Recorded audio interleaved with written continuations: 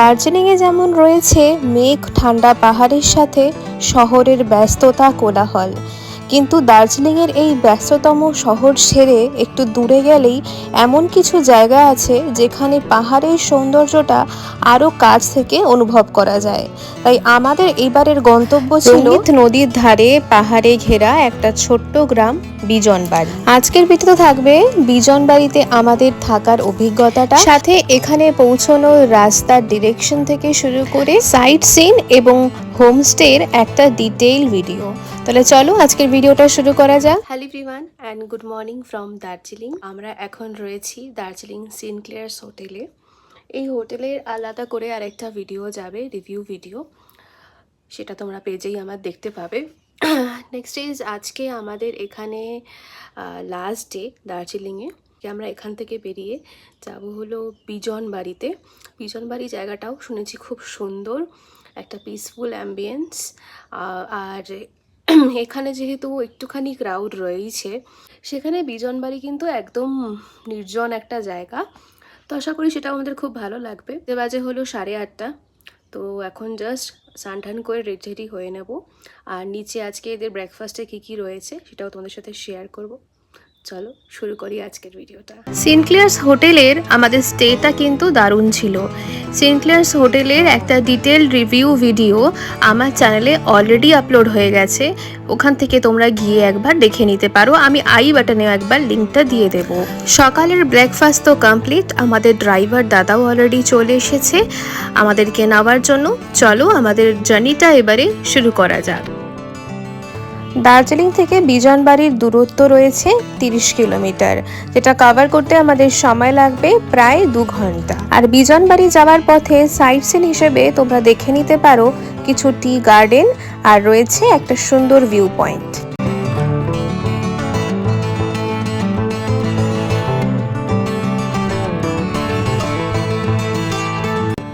কিছু দূর এগোতেই একটা সুন্দর টি এস্টেট দেখে আমরা এখানে দাঁড়িয়ে পড়লাম। আমার মনে হয় পাহাড়ে কোনো এক্স্যাক্ট সাইট সিন বলে কোনো জায়গা হয় না। পাহাড়ের প্রত্যেকটা বাঁকেই এত সুন্দর সুন্দর দৃশ্য চোখের সামনে ধরা দেবে যে তুমি গাড়ি থামাতে বাধ্য হবে। আমার মনে হয় পাহাড়ে কোনো একটা ডেস্টিনেশনে যাওয়ার সময় প্রাকৃতিক সৌন্দর্যগুলোকে উপভোগ করতে করতে যাওয়াতেই আসল মজা।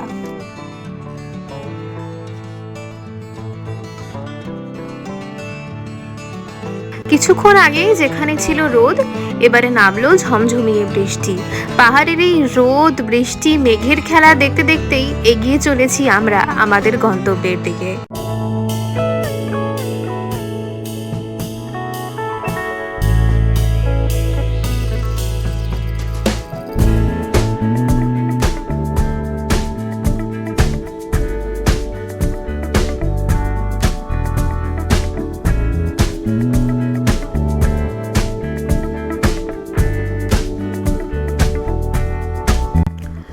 চলে এলাম একটা ভিউ পয়েন্টে, এটির নাম হলো লিম্বু বস্তি।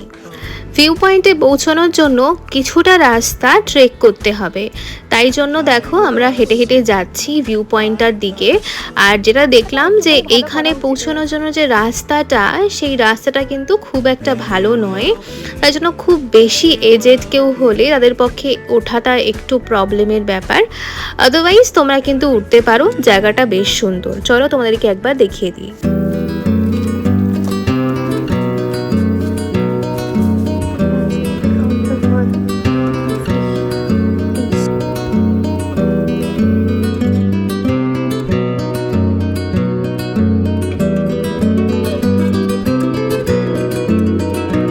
বিজনবাড়ি যাওয়ার পথে লিম্বু বস্তি বলে যে ভিউ পয়েন্টটা রয়েছে, এখানে রয়েছে সুন্দর একটা গ্লাস ওয়াক, আর সাথে রয়েছে ওই দূরে তিস্তা আর রঙ্গিতের একটা সঙ্গমস্থল।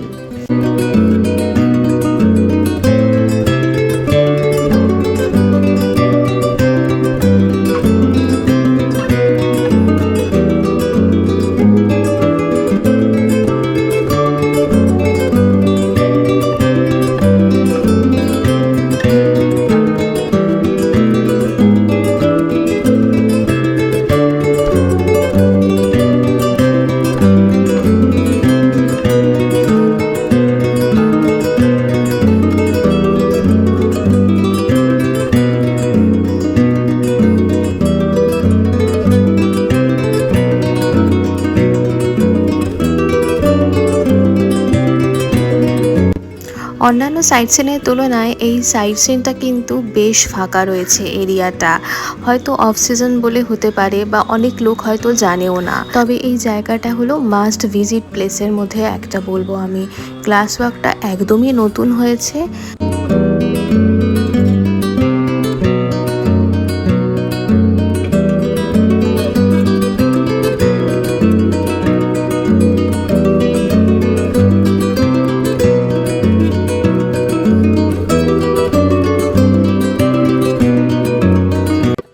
জায়গাটা বেশ সুন্দর, কিন্তু রাস্তাটা এখানে ওঠার যে রাস্তাটা সেটা কিন্তু একটু খারাপ। তো খুব এজেড পার্সন যাদের পায়ের সমস্যা আছে তাদের পক্ষে একটু সমস্যা হতে পারে। সবার কাছ থেকে 50 রুপিস করে নিচ্ছে। সো আমার মনে হয় যে এই রাস্তাটা একটু ঠিক হওয়া উচিত, যাতে এই লোকজন এই জায়গাটাতে আরও আসতে পারে। আর সেরকম ওপরে না কোনো দোকানপাটও নেই, আমি দেখলাম সবটাই বন্ধ রয়েছে। হয়তো এখন অফ সিজন বলে সেটাও হতে পারে। এই আর কি।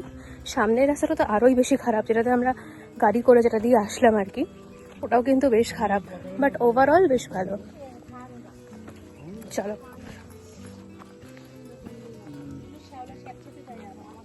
অবস্থাটা দেখো। যে আমাদের গাড়ি দাঁড়িয়েছে এখানে, আর এই আমাদের রাস্তার অবস্থা। ওই রাস্তাটা দিয়ে এসছি আমরা। এই রাস্তাটা কিন্তু সত্যি খারাপ।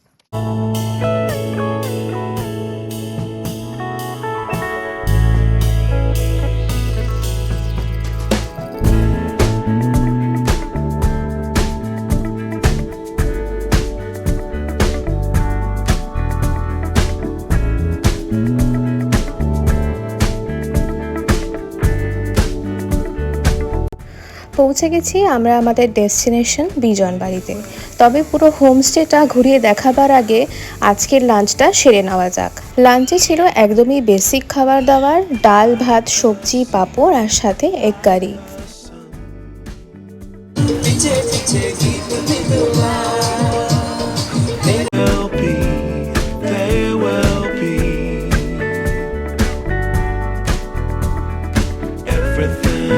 এখানকার লোকেরা সবাইকে কেমন আপন করে নেয়। দেখো, ওদের একটা সেলিব্রেশন হচ্ছিল, ওরা ঠিক আমাদেরকে ডেকে নিয়ে ওদের সেলিব্রেশনে যুক্ত করে নিল। চলো তোমাদেরকে এবার ঘুরিয়ে দেখাই রঙ্গিত নদীর ধারে বিজনবাড়িতে আমাদের ছোট্ট হোমস্টের কিছু ঝলক।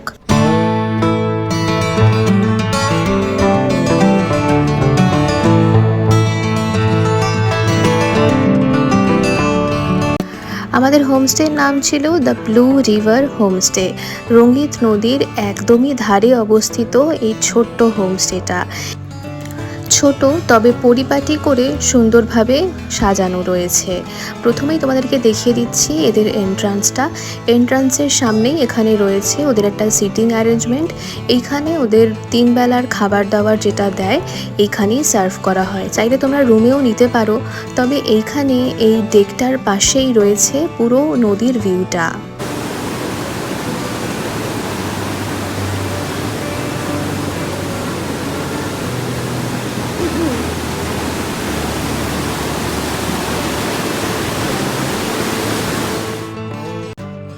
রঙ্গিত নদীতে নেবে তোমরা স্নান করতেই পারো। তবে তোমরা যদি চাও একটু পুলে নেবে স্নান করতে, তার ব্যবস্থাও কিন্তু এখানে রয়েছে। হোমস্টেতে রয়েছে বিশাল বড় একটা পুল। তবে এখন আমরা যে সময় গিয়েছিলাম এইখানে কিন্তু কনস্ট্রাকশনের কাজ চলছে, তাই জন্য আমরা পুল অ্যাক্সেসটা পাইনি। এবারে আস্তে আস্তে এগিয়ে চলেছি হোমস্টের ভিতরের দিকে।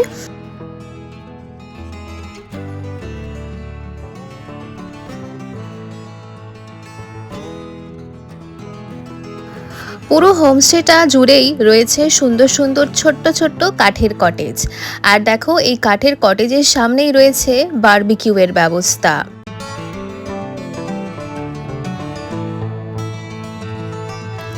এই হোমস্টেতে আমাদের রুম হলো এইটা, একটা নিচে দেওয়া হয়েছে আর একটা উপরে। আর নিচের রুম থেকে ব্যালকনির যে ভিউটা রয়েছে সেটা হলো এরকম।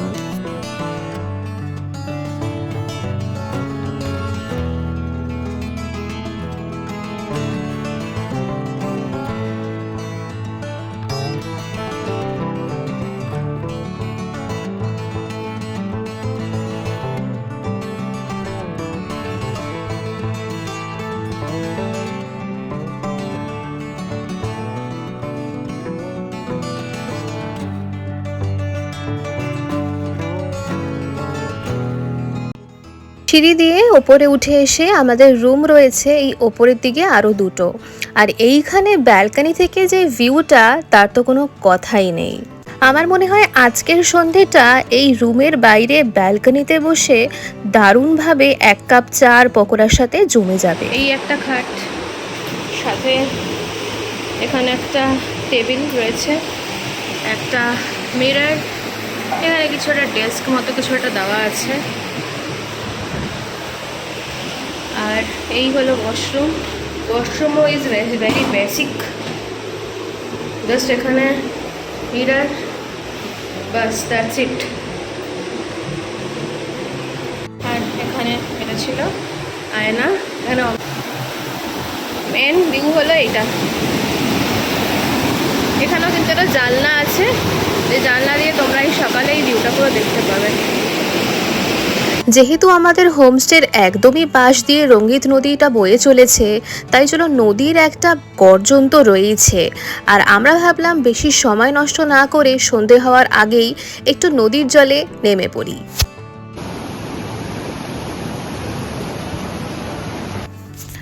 রঙ্গিত নদীর এই জলের শব্দ, পাহাড়ের গায়ে মেঘের ছায়া, আর চারপাশটা একদম সবুজে সবুজ। আমার মনে হয় বিজনবাড়ি যারা একটু স্লো লিভিংয়ে পছন্দ করে তাদের জন্য একটা পারফেক্ট ডেস্টিনেশন। পরিষ্কার জল।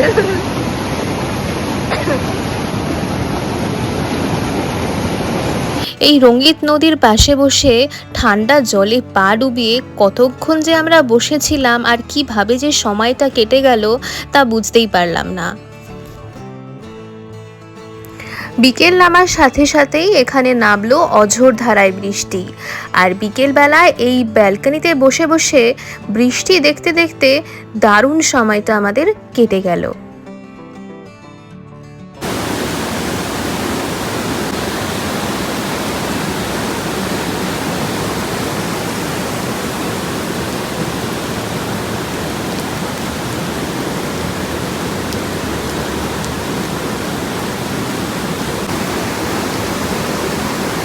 সন্ধে হতেই আমাদের ঘরে সার্ভ করা হলো আমাদের ইভিনিং স্ন্যাক। রয়েছে অনিয়ন পকোড়া আর সাথে লিকার চা।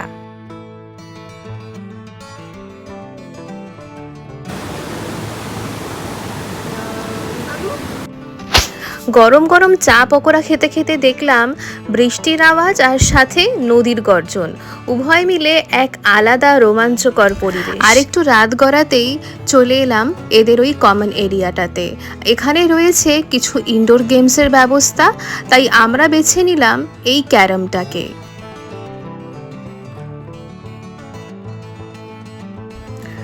রাতের ডিনারও ছিল বেশ বেসিক, রয়েছে রুটি অথবা রাইস, চিকেন, আলু ভাজা আর স্যালাড। খাবার দাবার বেসিক হলেও খাবারের স্বাদ ছিল একদম ঘরোয়া।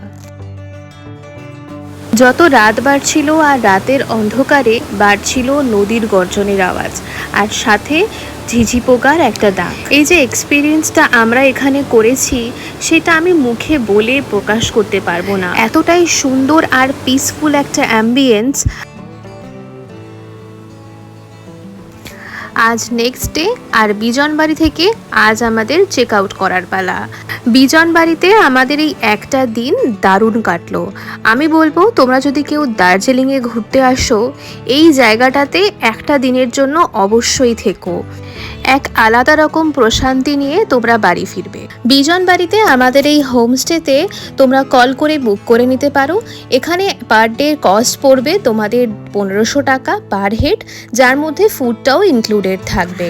দার্জিলিংয়ের ভিড় থেকে যদি একটু কোথাও দূরে গিয়ে পাহাড়, নদী আর নিরিবিলিতে একটু সময় কাটাতে চাও তাহলে বিজনবাড়ি হলো এমনই একটা দারুণ ডেস্টিনেশন। কারণ কিছু জায়গা শুধু ঘুরে দেখার জন্য নয়, কিছু জায়গা অনুভব করার জন্যও যথেষ্ট।